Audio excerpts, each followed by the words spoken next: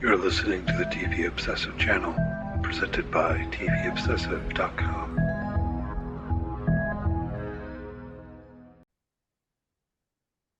Hello and welcome back to the TV Obsessive Podcast, episode 43. My name is Ryan Kirksey. I'm a writer and contributor to TVObsessive.com.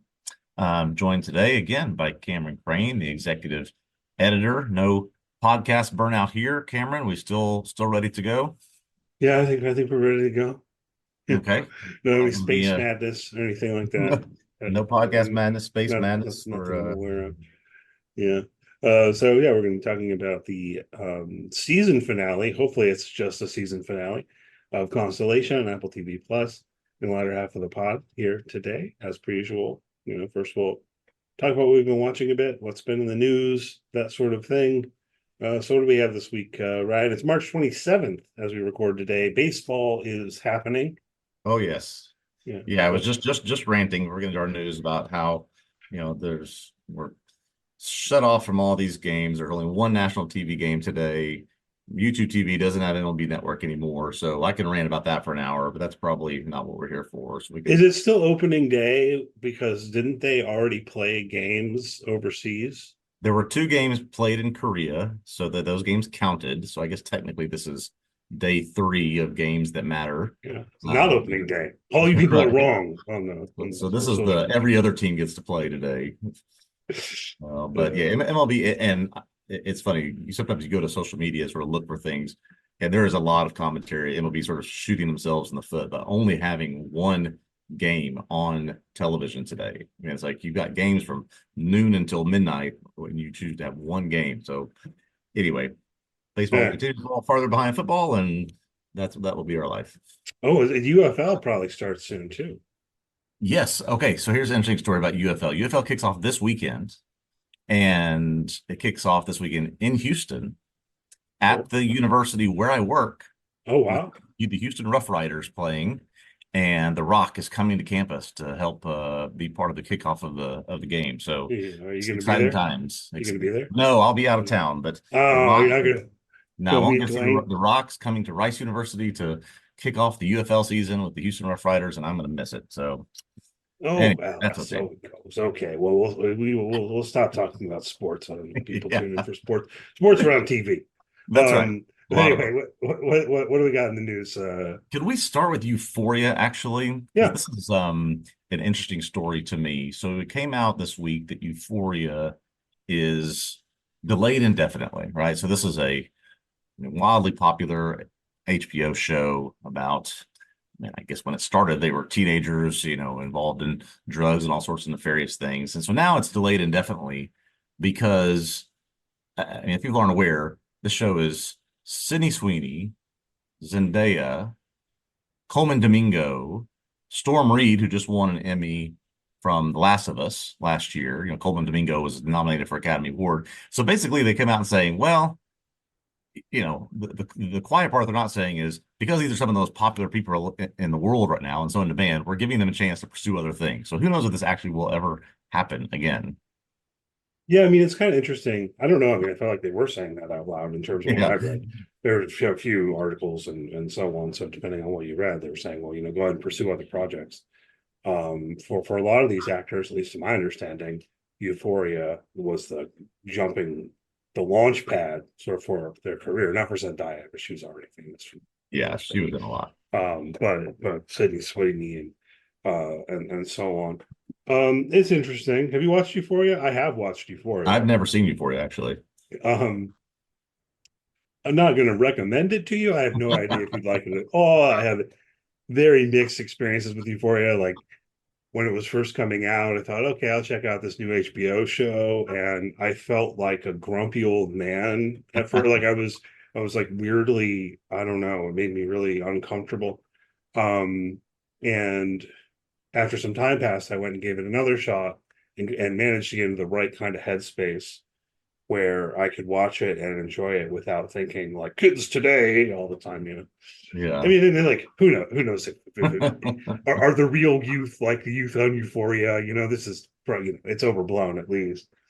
I actually wrote about the second season. That was an interesting experience for me.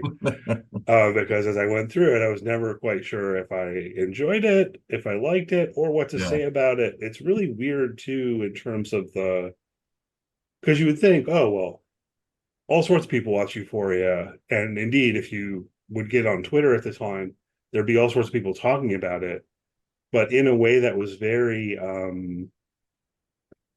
want to say almost gossipy or Yeah. something, Yeah. and I'm trying to approach it with my kind of, critical, thoughtful lens of what's going on in the show, what is it saying? And I think by the time I got to the end of season 2, I think I developed something of a line on it. Yeah. If you want to have any interest in going back and reading what I wrote on it. But then like I don't even know if I want to watch season 3. So it's a really weird show for me Yeah. in that way. But probably I will watch season 3 if it happens. I don't know if I Yeah. want to write on season 3. There is a difference. Yeah. Oh, absolutely. And I think it just has not been, it's certainly been on the periphery of my radar, knowing who was in it. But now just like sort of drilling into, man, this really is a strong cast. Maybe it's something that I give a shot before season 3 comes out. They say 2025 is still the goal. That's the goal for a lot of things right now. So we'll see if that actually happens. Yeah, just a little more on this. In terms of my understanding and some other things around it. So on the one hand, it seems like they're delaying season 3 um in order to let people pursue other projects. Mm, Something like that has been said. On the other yes. hand, I got the impression that Sam Levinson is reconsidering or rethinking or rewriting what season 3 is going to be. Okay. So maybe there were previous plans, they're adjusting it on the writing level. There's going to be something of a time jump. It appears that they're no longer going to be in high school. Mm, There are various reasons that this makes sense, but also having seen season 2, it really does make me wonder what they're going to do, and I'm curious about it. We also know that a couple of people who were previous in the cast will not be in season 3. mm. Um, I don't have the name of the actor. One second. Um, Do you have a sense of when season 2 aired? Do you remember what year it was? season 2 aired in 2022. Oh, okay. Okay. So yeah, Barbie Ferreira, who played Kat on the show, has previously said that she's no longer going to be in it, not doing it anymore. In terms of what they were doing with their character, I would say, okay. Um, I always really liked her character, so I don't know about that, and I don't know if the adjusted plans they could potentially change that. The other big one, though, the biggest one is Angus Cloud, who, of course, tragically um, died last year. It was Yeah. last year, right? Right. It wasn't terribly long ago, but that's the big one to me, to think that, okay, we're not going to have his character in the show anymore. It's a huge bummer, not just because, of course, of the real life tragedy of his death at such a young age, but in narrative terms, it was one of my favorite parts of the show.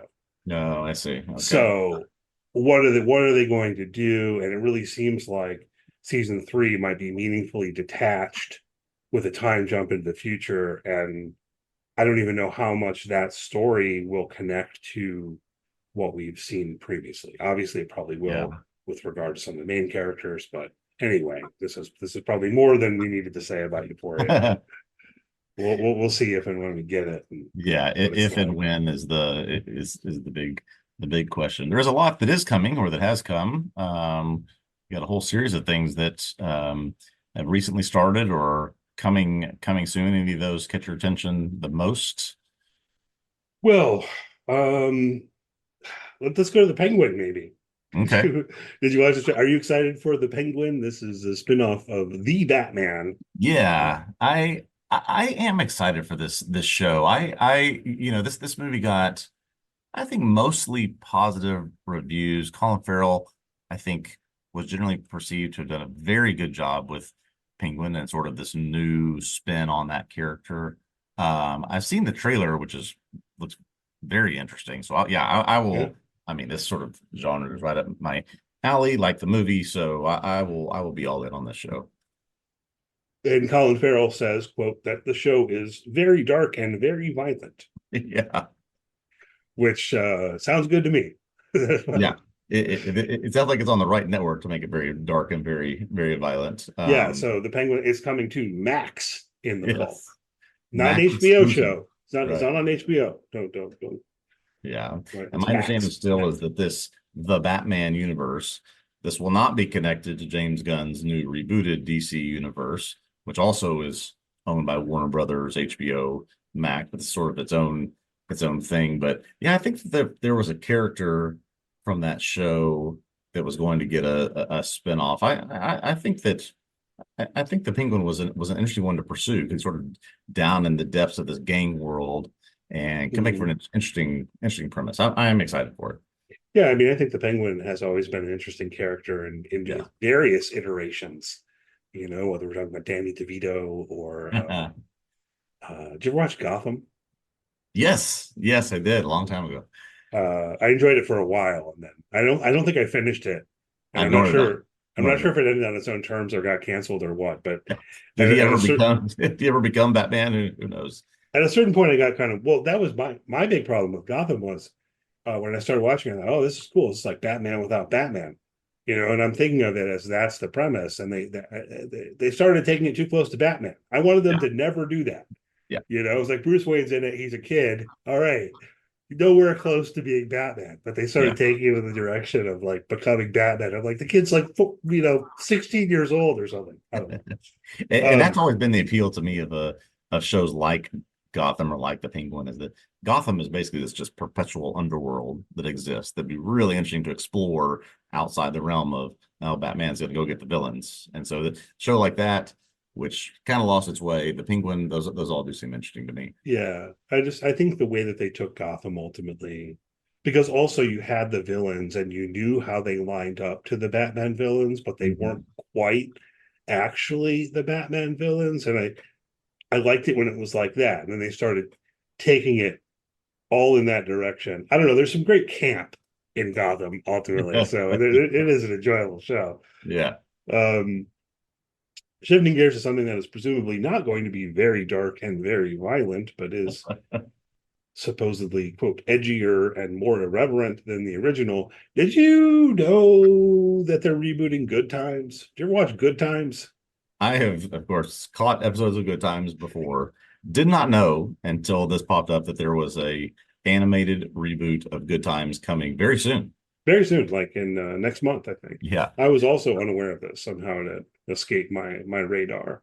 Yvette Nicole Brown of Community fame is involved. Yeah. She was a source of the quote about it being edgier and more irreverent, or what have you. Other voice cast of note: JB Smoove Yep. is involved. I think we'll touch on him a little bit later if I'm looking at our rundown. Yeah, we'll talk a little more about our friend Leon. So yeah, I mean, I don't know. Maybe worth checking out. I remember Good Times mostly from when I was a kid. I can't say that I watched Yeah. Good Times anytime Yeah. recently. You catch these episodes on, Nickelodeon or whatever when you're 9, 10, 11 years old, and you don't quite understand everything. It doesn't quite connect. Right. I do wonder what it would be like to go and watch that now, 30 years later, when I first started seeing clips of it. It'd probably be pretty interesting. I revisited Married with Children a little bit over the summer. That's entirely Mhm. different, but a similar kind of experience of going back to something that I maybe hadn't seen in 25 or 30 years. And yeah, I don't know. Kids today don't get to experience the joy of just watching what's on. Yeah, exactly. Yeah, like, I want to watch TV. What's on TV? It's like, okay, I've got like three choices. You know, my choices are like the Donahue talk show or Yeah, exactly. um, Mr. Rogers, or oh, okay, I watched Three's Company. You know, Yeah, yeah. Just something like that that. for that, it was either shows like that or soap operas for our house Right, growing right. up. So The soap when I operas, when which, I got control of the remote, it went off of talk shows and soap operas, and that was about all that was left. and that's the thing. If it was, the afternoon or whatever, and you wanted to watch something that wasn't a talk show or a soap opera, or PBS programming. There's Hmm. very limited options, but maybe you get some of Exactly. these sitcoms and syndication Exactly. on your UHF dial. Anyway, what else we got here? X-Men. You been watching X-Men? Yes, so I have not seen the third episode, which has just come out. I watched the first two. I just found this fascinating because I guess I should have assumed this, but they are making what I would describe as very little attempt to modernize the animation. I mean, so there was a style of animation in the 90s. We're going to use that same Yeah, style today. And we're going to pick up where that show left off, just, maybe 3 or 4 weeks later and just go with it. And it's like, I mean, it's just feeding nostalgia into my veins and I'll take it, right? It's been good so far through the first two. awesome. Yeah, and apparently it's doing well. I think Yes. the number we have is 4 million viewers Yeah, for the so premiere. I four think million that's good viewers for amount the for first sure. episode in the first 5 days. So that, I mean, it is the highest viewership for an animated show since the first episode of What If, now 3 years ago or so. So it is doing well. The reviews are doing well, and so I don't know how long they think this is going to go on, but this is now set up to multiple seasons, I would imagine. Yeah, no update on what's going on with Bo DeMeo. I haven't seen anything. Nor I've have looked a I. little bit. I haven't seen anything. We hit on Not that a word. before, how it appeared that he was fired, a week before it came out. And at least I haven't seen any updates on that whatsoever. I have What seen nothing. happened? What's going Not on? not a word. I did try to look last week, so whatever that's worth. Um, Way farther down the line, this caught my eye because of the cast. This show, The Sensitive Kind, we're in the pilot for FX from Sterling Harjos. Hope I'm saying that right. Apologize if not. Did Reservation Dogs and some other Hmm. things. Um, but the cast on this, you got Keith David, you got Gene Triplehorn, you got Kyle McLaughlin. Kyle McLaughlin's in something that catches my eye. So this is again, our weekly introduce me to something I'd not heard of before. I do love that the only description that we have for this as we read this Deadline article is it's about a guy who knows too much. That's the plot. That's the Yeah. plot of the show. Yeah, and I think at one point they might refer to it as a Tulsa noir. Yeah, Are Tulsa we just making Noir. up genres? Yeah.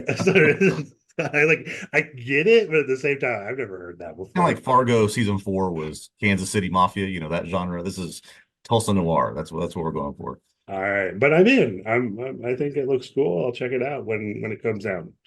No release date on that or anything at Yeah, this but point. you're It right, is. man. Tremendous cast, tremendous cast. This Oh show's yeah, there called. were more people than I mentioned too that were recognizable. I have to pull it up again here. Maybe I'll mention a couple more. Um, you've got, in addition to Keith David and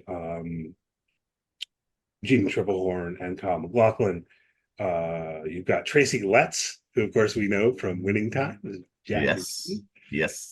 Macon Blair.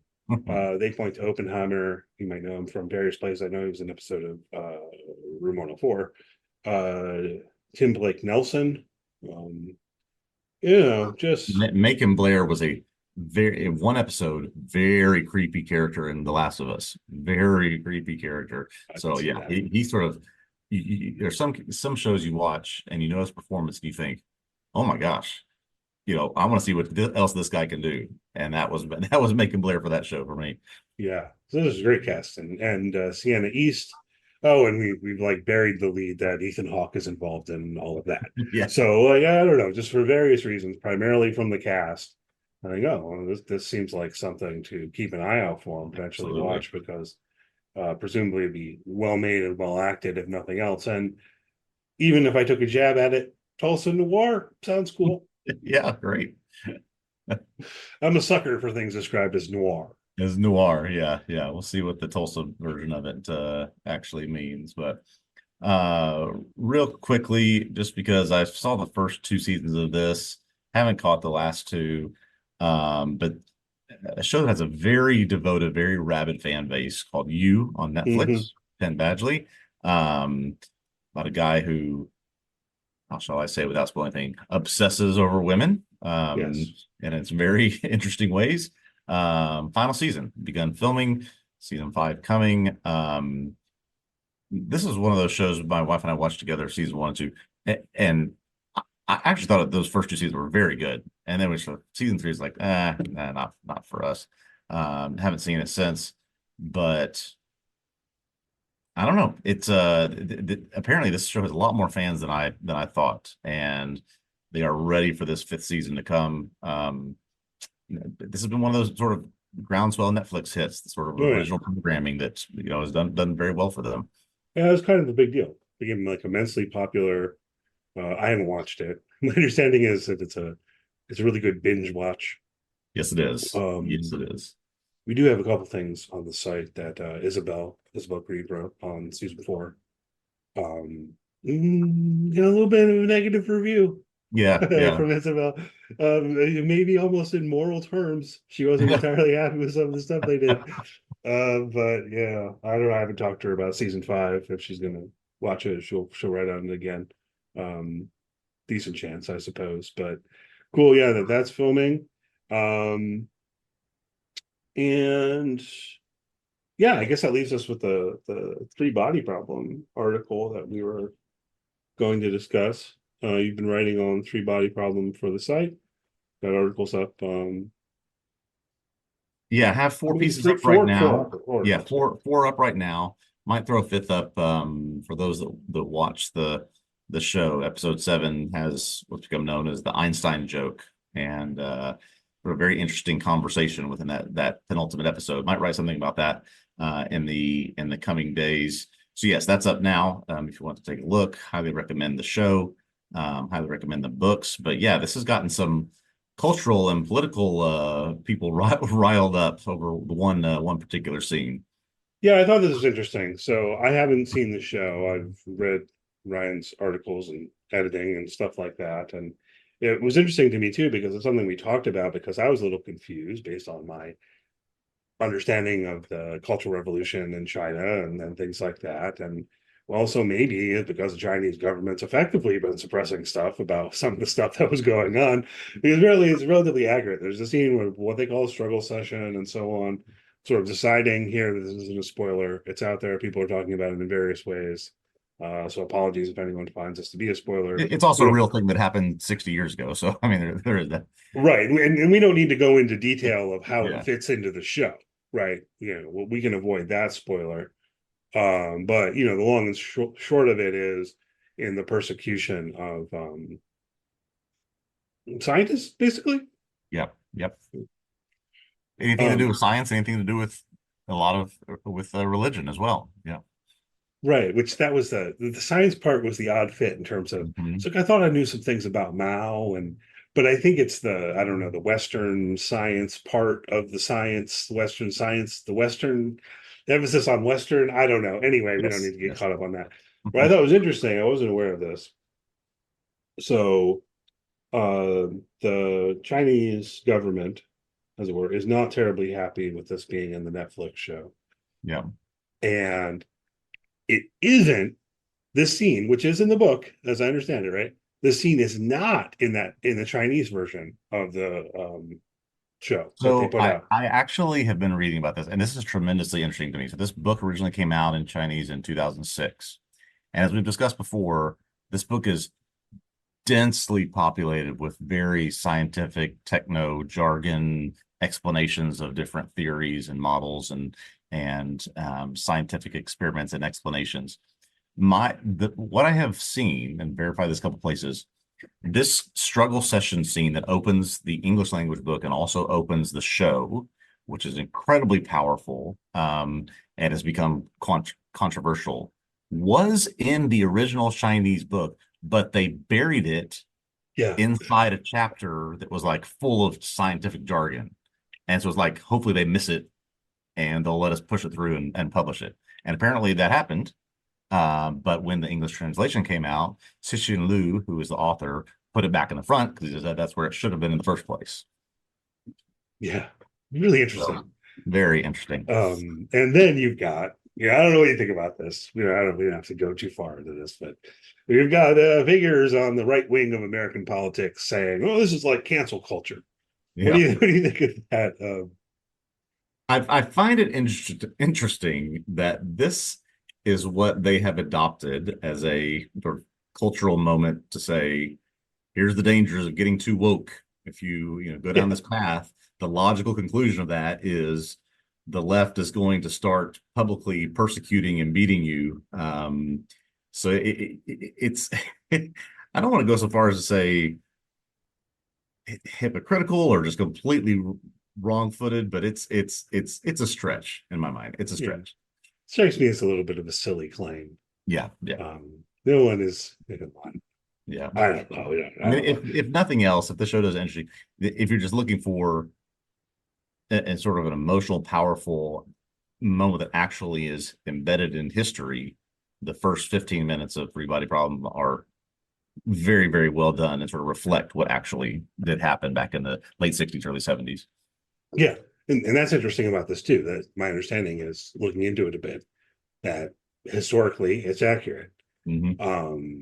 The Cultural Revolution, and this is what's making China communist ultimately, right? Right. But the currently existing what I keep wanting to say the CCP. Is that what it is? The CCP? Anyway, the Chinese Yeah. government right now, they're like, no.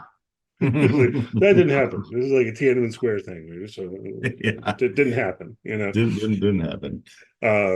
which is interesting. But they let him kind of sneak it into the book. Yes. But anyway, now it wasn't in the show, so that in China, but Right. it's in the Not, it's American. not in the Chinese show. Yeah, that's right. Yeah. So I don't know. Interesting thing. Um, so what else have we been watching lately?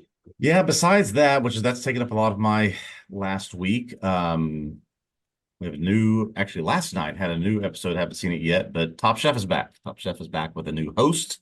Cool. Padma Laxi is gone after 20 seasons of her. It's her own choosing, going on to pursue other things. So they got Kristen Kish, who was the winner from season 10, as host now, and they're in Wisconsin this season. I guess there'll be a lot of brats Cheese. and cheese and things Lots of like that. cheese. Yep. So, but no, I'm just thrilled. Love Top Chef. Love the quality of what they do, and yeah, I don't know much about Milwaukee, Wisconsin cuisine, so I guess we'll learn some over the next 12 weeks. Cool. I met a guy who was on Top Chef once. Did I tell you this? Oh yeah. Yeah. This was maybe 15 years ago by now. I think his name was Spike. Oh, Spike. I think I remember a Spike. That's interesting. Just Yeah, ran into those him in a early bar seasons, in New York all City. yeah, And yeah, just hanging out. I'm like, hey, you're on Top Chef. The season he was in was still airing. They were like Oh, okay. chatting him up and stuff. He's like, I can't tell you what happens. Yeah. But it was kind of No, interesting. very good. First episode, Celebrity very setting. good. Always recommend Top Chef. Speaking of things that have been on for a couple of decades, so I caught up on the recent season of Curb. I finally did it. I binged Okay. 8 episodes of Good. Curb in the past week. Um, So you've and seen Colostomy Bag and everything else. yeah, I've seen it. I've seen the episode that aired on Sunday night. I'm Yeah. at this point caught up with the currently airing season. I was looking at episode descriptions because I mentioned to you before how I knew that I was at least a few seasons behind. I didn't know how much. Yeah. So I was looking at episode descriptions to figure that out. And I think the last one I watched was season 7. Oh But boy. if you look at the years, it was like 2011. Yeah. And I was thinking, oh, it hasn't been that long. Yeah, 13 Yeah, there's years. been some 3 or 4 year gaps in between some of these seasons. Yeah, I mean it's been 25 years since Yeah, this thing exactly. started. It's just really kind of It's very weird having now seen them all, and I certainly didn't in real time, but have caught up. It's very weird to think there are only 2 episodes left, so they claim. But yeah, just two more. right. But see, I think this is true. And as we've discussed before, I did feel the motivation to be with everyone as Mhm. Curb ends. So I have these seasons I haven't seen. As I'm getting myself back into the mode of Curb Your Enthusiasm, maybe I'll start watching all of those too, retroactively and fill in the gap. Maybe, but 2 episodes left. And something of a kicking off point in terms of motivating me to actually finally start doing this was both Larry David and then Jeff Garlin appeared for interviews on the Rich Eisen show. You ever watch Rich Eisen? Oh yeah, yeah, I do from time to time. Mostly that's one of Um, the things I catch on YouTube or social media or something and see some of these interviews. yeah, I watch things on YouTube. I don't watch the Roku channel, whatever the Roku channel is. I don't even know what it is, really. But I'll watch things on YouTube about sports and stuff like that. But he does interviews and he'll have interviews with celebrity guests. And so I also watched this like a 40-minute long interview with Larry David, and then the one with Jeff Garland, I think is also like half an hour. But from watching those interviews, maybe particularly the one with Jeff Garland, it became clear that when we get to the end of these next two episodes, we will understand why this is the end of the series. So I have a theory. I don't know if it's I mean, should share what the end is going to be. There's a lot of people that haven't seen this season yet, but I may send you a note on what my theory is, and we'll see if I'm right, because I have a based on what happened in the first episode. I think I Uh-huh. know I think I know where this ends up. Yeah. So we'll see. I have a guess Yeah. myself, but I tend to think my guess is probably wrong. We won't go into it. And no spoilers, no spoilers. I do think Yeah. it's striking though, because okay, I just revealed that I actually haven't watched Curb Your Enthusiasm in like 15 years.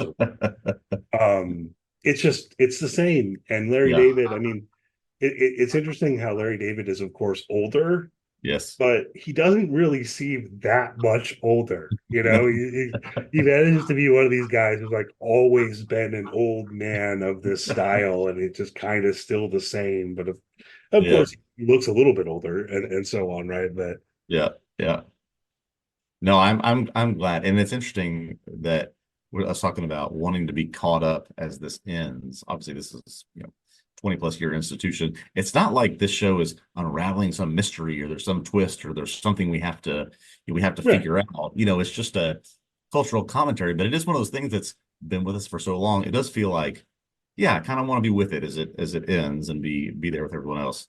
that was my feeling. Yeah, I don't feel terribly bad about the Yeah. gap that I have. I mean, certainly there are some things as I was watching this season where there was the reference to Mocha Joe or whatever with his lawyer, and I was like, I Yeah. don't really know what you're talking about. I'm missing something here. I recognize, or things like when did Vince Vaughn start being on the show? But like, it's not, That's not or Vince or Vaughn. or Tracy Ullman or whatever, right? Yeah. But Yeah. like, they're playing characters, which is also like, oh, really? But anyway, Exactly.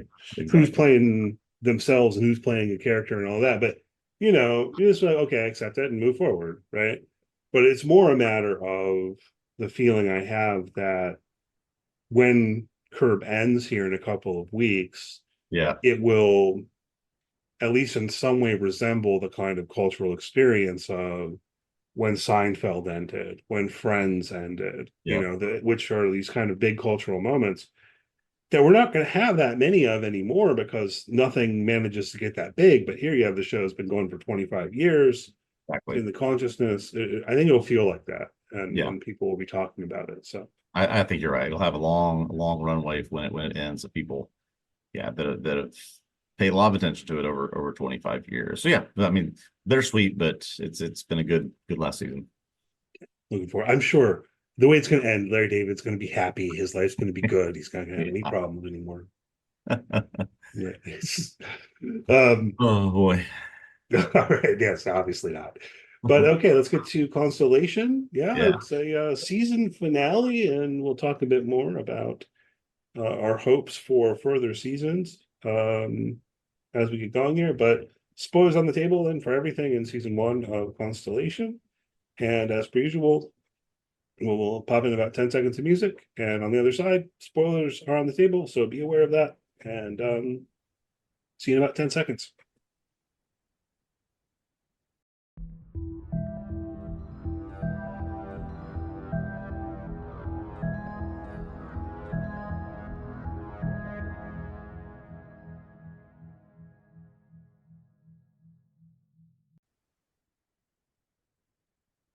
Okay, we are back to discuss the season finale of Constellation episode 8.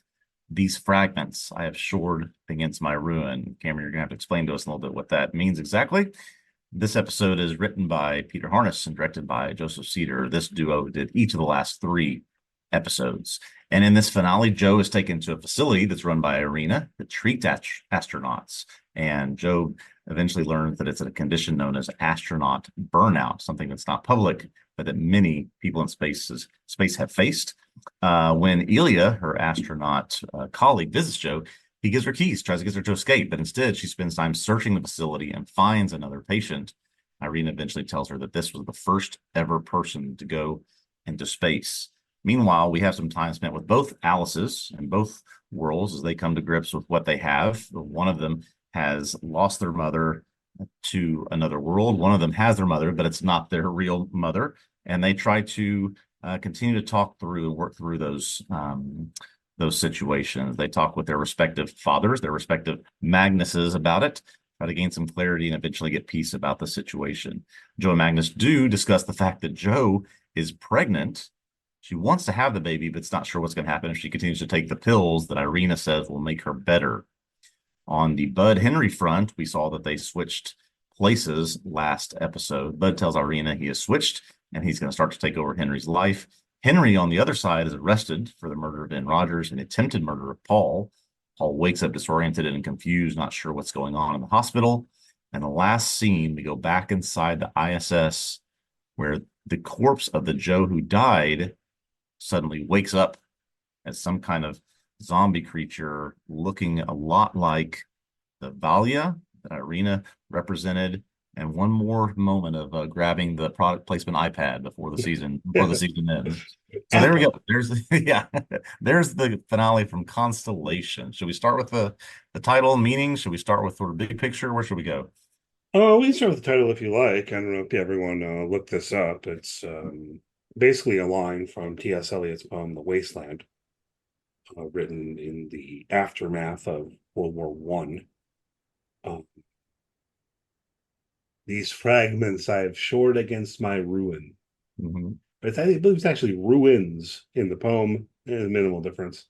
Feeling my recap for this week, the article I wrote, I gave the stanza. So it's a closing stanza. There's Latin in there.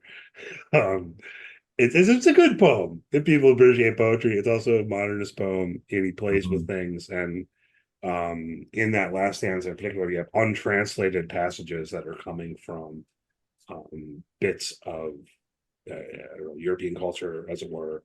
One of them that stuck out to me to think about with reference to Constellation is the one line is from Dante Purgatorio, which Purgatory in particular, so a lot of things about this felt thematically resonant to me. And I think that while T.S. Eliot, I mean, it's a similar kind of thing because he's in the aftermath of World War One, and this feeling of the world having ended, a worry about that, at least a worry about the end of civilization itself, perhaps. The And war what is to end all wars? And what does he have up against that is just these fragments, right? So perhaps he's precisely referring to the lines he quotes in the stanza. That's one read of it, but it's quite a long poem. So there are other things that you could appeal to. And I think in terms of what's going on in this episode, what fits is that there is a sense in which Joe is equally, she's lost her world. She's been struggling with that. She's been in this kind of liminal space. Also psychologically, the tension between her and Alice and all of that, and how that is at least what this finale does resolve. Yeah. Right. Yeah. Do we get any sense of in this episode or reference to anything beyond just 2 primary worlds, the Bud Henry world, the non-Joe world, the non-Paul world? So I didn't sense many other realities or other universes or worlds in this episode. I think we're sort of confined to these very 2 limited spaces that we are briefly switching back and forth between. Yeah, I mean, it does seem so. And we've talked about this a lot over the course of the season. How many worlds, how many realities are we dealing with? And of course, I kept pushing that there were more than two. But at the end of the day, it really kind of does feel like there are two. There are things that complicate that, Yeah. the Yep. cabins and all of that. So there's a question of how we read that. And certainly, I think if we do get further seasons, the door is wide open for more realities to enter the story in a meaningful way. Yeah. But it does really seem like there are two that are at play. And let me ask you one other question. This gets into more of what's happened through this episode, which is Joe hears from Irina that there's this condition known as astronaut burnout. It's been suffered by many people who've been up to space, some of which are there in the facility. Irina is certainly one of them. The pills can help. Does she ever fully explain? I mean, I guess Joe has realized that she has switched into some other reality, but that's not necessarily what Irina is explaining to her is happening. She's just saying there's some condition, some psychosis or some mental condition that happens to astronauts. So she's not really confirming or denying that, no, you're actually in the wrong universe. Well, yeah, but see, I think Irina's an interesting character here because does she know that? Does she accept that Mhm. view that she herself also came from a different reality, as it were? Yeah. Um, Perhaps not, I think, right? I mean, her character is interesting in this episode because I think towards the beginning, she definitely seems like she's being deceitful or whatever, to the extent that we kind of know the truth and are with Joe and know that what Joe is saying is true. I think, Yeah. yeah, you could strain an interpretation in the other direction. But of course, from the point of view of your everyday person, say, oh no, yes, is you have a mental illness, right? Yeah. This is Yeah. like psychosis brought on by high altitudes, astronaut burnout, and it's quite interesting to me that if you look into this at all, it's not. This isn't totally fake what Right. they're appealing to here, right? Right. In terms of mental health issues for astronauts and so on. So, does Irina perhaps actually believe that it is a mental illness that she herself has had some experience with, and so on and so forth? But she's moved in the direction. I don't know, maybe or maybe not. Yeah. Right? I just I, what 'cause I does got Irina know? I got the impression two things that she does not realize or want to accept, or maybe the pills have suppressed that in her. Number one is she seems sort of shocked by the idea, just shocked by the idea that Bud is now here instead of Henry. I guess that's just sort of how that happened. That could surprise her, but that she just didn't know that that was possible. And also, number two, if you're going to be a whistleblower and email every astronaut of something about called astronaut burnout, why would you not say, oh, you're going to risk dying and also having your body moved into another universe if you go up into space? It's sort of like I'm going to give the little nugget, but not the entire, the entire thing. That's not what she chooses to send them. Well, that's why I think that maybe she actually doesn't know Yeah. or hasn't accepted as much as Joe has, Yeah. right? So when she meets, so she gets freaked out when Joe starts saying the lines from the ghost tape of Irina dying in the Hmm. whatever, in the other reality, I guess. Um, she kind of freaks out and contacts Henry, says it's urgent, and they meet for dinner, right? But now it's not Henry, it's Bud. Yep. But even in that scene, what does she say? She's like, Henry, you gotta start taking your pills. What are you doing? Right. Exactly. So there's a background here is that they have this relationship, and part of their bond is in this sense that we've both suffered from this mental health issue in a similar way. Yeah. Henry has always been kind of pursuing the idea that there's something more metaphysical at play, and the Cal device feeds into that. Yeah. But if you go back or think back, Irina's always been throughout the series kind of dismissive of that. Yeah. And the more I think about it, the more I think that that's exactly right. She didn't have first of all, like Henry, a counterpart who is alive and trying to get where his other consciousness is. she doesn't have an Alice that sort of serves as a constant or something that can sort of tether you to either place, or that you can anchor yourself to say, I don't belong here because of this specific thing. She doesn't really have that. She just thinks, well, Joe is suffering from the same thing. Henry is suffering from the same thing. She's clearly died in her other reality, but nothing to necessarily prove to her that she should be somewhere else. Yeah. And at least that's how I'm reading it ultimately.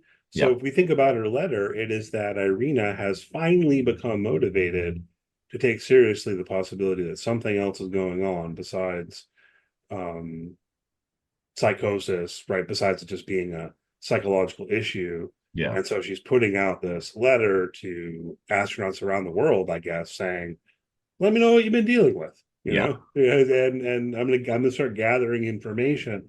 I think that's a big thing. If we get a season 2, that's a big thread that they'll pick up, right? Where Irina is actually becoming an entry point into the broader investigation beyond what we see. That's a great point, that if this does go beyond, we may get a sense of how much wider this goes, or how much farther this goes, and Irina having her eyes open to it's even bigger and a bigger thing than you're realizing here. Yeah. So that's how I'm reading it. I Yeah. could be wrong. Yeah. I mean, there's a couple of things here that are ambiguous, or how do you read them exactly? Like you mentioned Ilya and his visit, and he says he's going to be taking over for Irina, and everything he says in their conversation is along the lines of, you're mentally ill, you need to accept help, you need to move forward, you need to get over this. But then he slips her the keys. Yeah. Okay, right.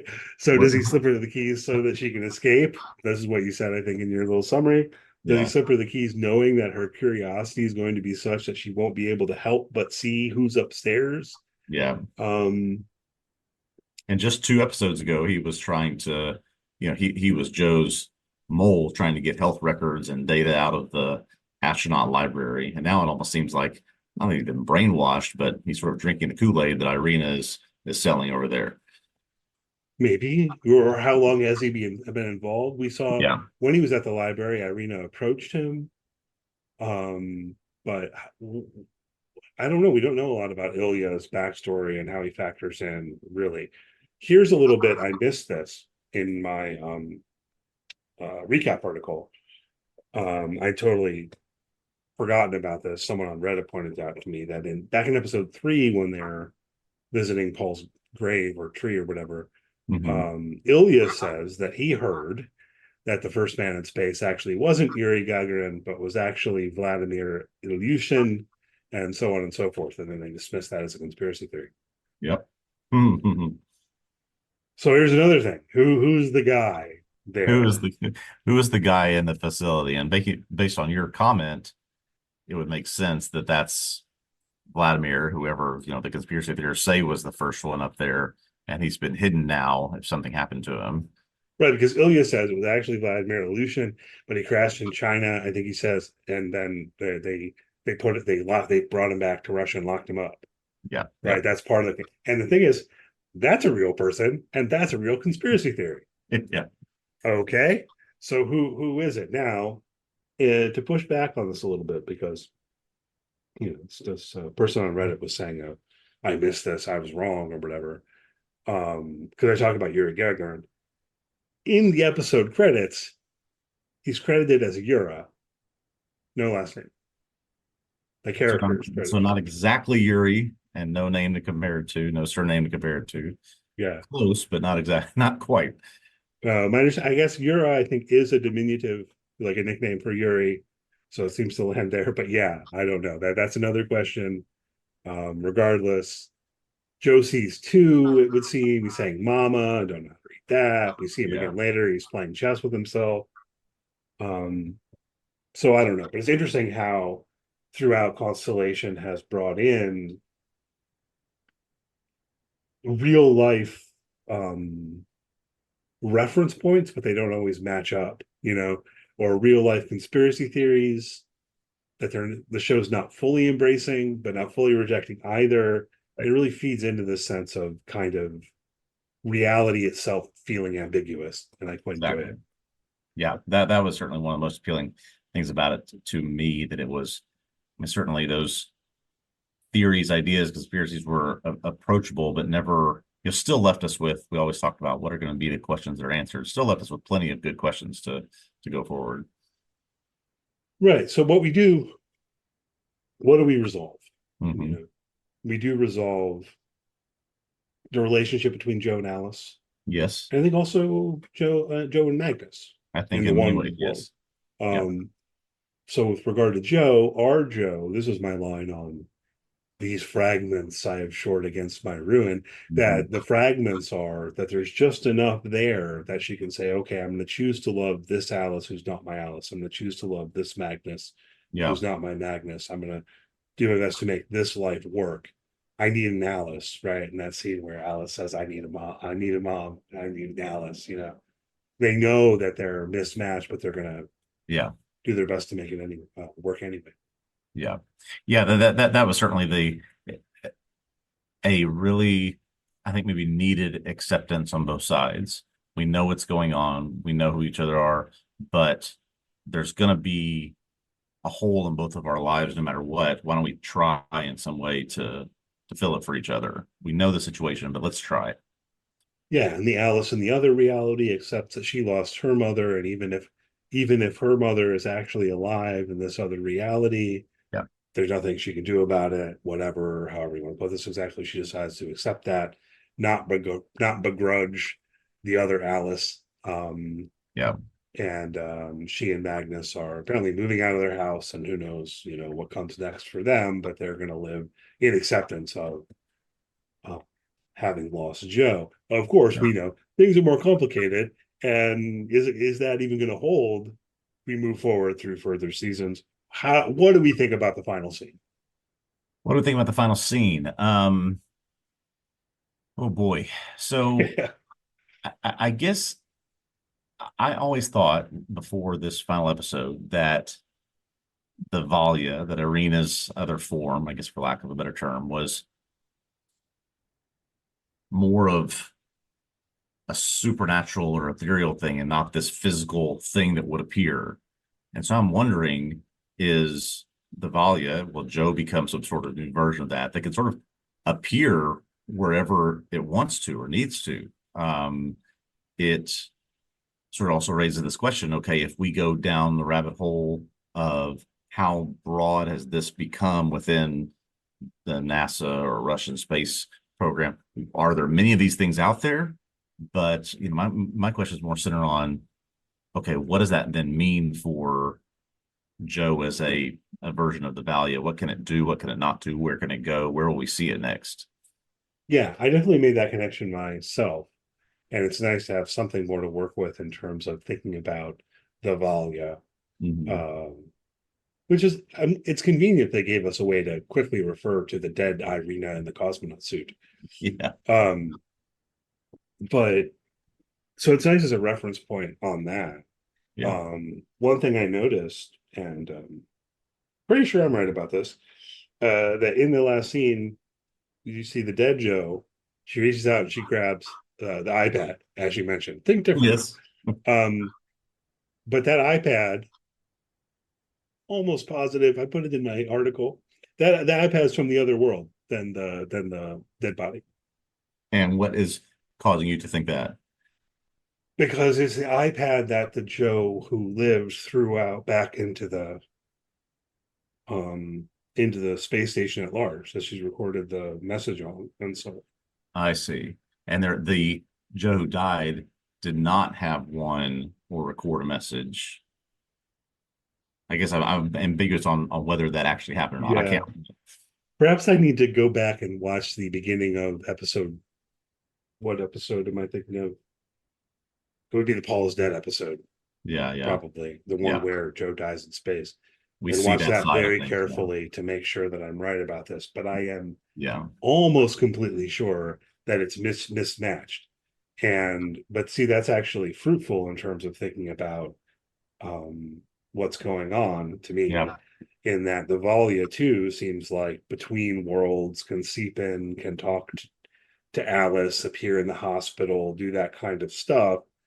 So space zombies. Yeah. But I said space zombies, Yeah, but why not? We've had Jason in space. We've had all kinds of things in space. Why not? but then the space zombie, this is the kind of intriguing twist, as between two realities in a certain way, or unmoored from one particular reality, perhaps, or something like this. Yeah. Um, you said something like, well, how many might there be? I don't know. I guess that's an open question. But my read on it would be that it would not only perhaps require dying in space, but being left in space for a certain period of time. Hmm. Because my wildest theory is what I was about to get into next. I think this is the Okay. wildest theory. What is it? Henry's a space zombie. Oh, and so how is he then, I guess, for lack of a better term, makeuping himself or covering himself up? That's Or maybe zombiness. it's Bud who's a space zombie. Well, The wild theory would be that yes. one of them is, because throughout the season we've talked about this, right? Something's different here. You've Yeah. got a living Joe and a dead Joe, a living Paul and a dead Paul, a Yes. living Yes. Irina and a dead Irina. You got Bud and Henry, right? Yes. So maybe one of them actually did die on Apollo 18, but no gross physical injuries like what occurred to Joe, but then is because become reanimated Hmm. and then re-entered the Earth, and that this is the explanation of what's been going on with Bud and Henry as two apparently living human beings, but Yeah. really one of them should be dead and is. And I said Henry because then maybe that would be explanation of Bud feeling that Henry took his life over, where Henry should have been in the other world and dead, that Henry managed to take over the life of the Bud Caldera, who should be alive, and that is him, and now he's trying to take it back. And Joe could potentially do that because she is still floating inside there in the ISS, whereas Irina apparently died in space, helmet busted, couldn't, I don't know if they couldn't recover from that. I mean, that's kind of obvious, but you just in a situation Oh, where they could, that's Joe interesting. can reanimate because she can become a person again where she is. Irina could not if she died in space with a busted helmet, right? Wow. Yeah, I hadn't really thought about that. You got me thinking about, okay, so could our Joe who's in space missing an eyeball or whatever, get a little reconstructive surgery, go back to Right. Earth, and you Yeah, know, it's just, I mean, it's got to be better plastic surgery than when what happened to Bud, that's decades ago. yeah. So I don't know. That might all be completely wrong. That's why I said Right, this is like my most wild speculation, but it is a right. question I continue to think about, how Bud and Henry seem different from the others insofar as we've got three other people where there's a version who died in space, and then we don't seem to have that Yeah. with Bud and Henry. So It's kind of the simple, convenient answer to say, oh, well, both versions died, and so they just woke up on the other side. But that's not what happened in any other situation that we know about. yeah, so I don't know, but just it's something to think about in terms of Yeah, how does that factor in overall. yeah. I don't know how much more we want to say about Bud and Henry. I have some thoughts potentially about Henry being charged with Bud's crimes and how he Mhm. approaches that, and being kind of foolish. I don't Yeah, know. I mean, I guess it just, sort of the why of it all. You're going to track down Ian Rogers in the place where you've been transferred over just because you despise him and you want him to know that you're you're stalking him, you're looking for him, you're watching him, but there's no real reason for this guy to be after Rogers in that world. I mean, that was my read on it, but I could be missing a lot of context there. Or was it really? Should we read that at face value? That Bud saying, "Oh, you're alive. You're leading Jack the Ripper tours. Good for you. Here are some flowers. Yeah. Have a good life. I killed you in the other universe. Yeah. Have a Yeah. good one." So it's like great that you're saying that, but this guy didn't know that. This guy didn't have any concept of what's going on. So I don't know. I don't know. Yeah, that scene just felt a little bit shoehorned in. I mean, it was a fine scene. On the other side, in the other reality, Henry's being charged with that murder. He's being Yeah. charged with the attempted murder of Paul. He wants to take a polygraph, which I always get a little bit bothered by the polygraph trope. Because they're generally not admissible in court and so No, on. they're But it's like not. a TV trope, like, I'm gonna take a polygraph, that'll prove Yeah. something. The DNA one was more compelling. We should have opposite DNA, but of course, does he know that because he's been experimenting on people that happened to? I mean, how would you hypothesize that that's the case? Yeah, I don't know. That is kind of interesting because the door remains open to him being right and the cops Yeah. just being like, we're not gonna take that seriously, Yeah, exactly. right? And that's the thing, like at a tactical level, none of this is going to work, man. What you're going to have to do ultimately is Yeah. plead insanity or what have you. And Henry's in trouble. He's trapped in this reality. He's going to end up Yeah. And now the victim mental is hospital at best. yeah, the victim is woken up, so there's not much he can do at this point. Yeah, Paul. Yeah, I'm way more intrigued about what happens with Paul because Paul wakes Yeah. up in the hospital and he's kind of freaked out or Yeah. whatever, but we only get like maybe 30 seconds of Paul. Exactly. Um, Which again could have almost felt shoehorned to me, but certainly looked like we want to do something with Paul next season. Let's remind you that he's here and sort of in shock and something's happened to him. yeah, I mean, I thought it worked. Yeah. I don't know if you poked around on Reddit at all. No, I I haven't. have in light of the finale. I haven't so much throughout the season, but I was kind of surprised to see a lot of people on Reddit apparently hated this episode. Oh, interesting. Okay. Yeah, Okay. yeah, I guess maybe I don't know. I expected more in terms of there need to have been some bigger, broader explanation for what's going on here, other than we've already understood for some period of time that they're switching universes yeah, and they're trying to cover it up. I think that's known. I mean, so it's just to Irina just take that and say, okay, no, my thing is going to be we're going to keep doing what we're doing, but now I'm just going to tell everyone that's happening. I could see that as a sense, but also thought there are a lot of things tied up well. yeah. I think so. I really don't know. I enjoyed it a lot. So I don't know if people are disappointed that they weren't getting more explanation, more Yeah, resolution, wanted more closure. Don't believe that there's going to be a season two or what. But I mean, it's entirely clear to me just from the episode itself that they want a season two. yeah, Beyond that's that, I've read Peter Harness saying so in interviews. yes. So both But things are true. They have said they want it. They clearly are establishing it. Some wide open door for them to walk through if they get a second season. yeah, and taking it from that point of view, there are things that they've really have resolved here, primarily around Joe's relationship with her family. Yep. And there are the broader mystery remains open, and there are various ways in which we could go moving forward. And I hope they get more seasons. Yeah. Um, we haven't talked about one of the big ones along those lines, I guess, which is Joe's pregnancy. Yes. So I have the little bit that I've seen in terms of commentary or questions about it is sort of this is important because she is from the other world. She presumably got pregnant in her current world.